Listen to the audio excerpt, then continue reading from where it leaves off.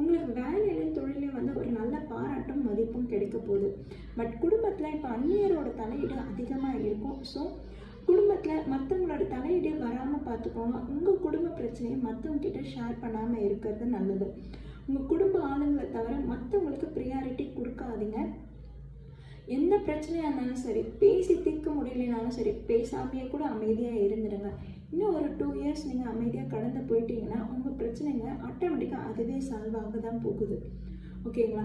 இந்த நேரத்தில் நீங்கள் வந்து பிரச்சனை ரொம்ப பெருசாக இருக்குது, நான் நல்லவன்னு ப்ரூவ் பண்ணணும் அப்படின்ற பேரில் நீங்கள் பஞ்சாயத்துக்கோ இல்லை வந்து உங்களோட ஃபீலிங்ஸை ஷேர் பண்ணிக்கிறதுக்கோ உங்கள் வீட்டு விஷயத்த மற்றவங்க கிட்ட ஷேர் பண்ணிங்கன்னா அது உங்களுக்கு தான் பாதகம்.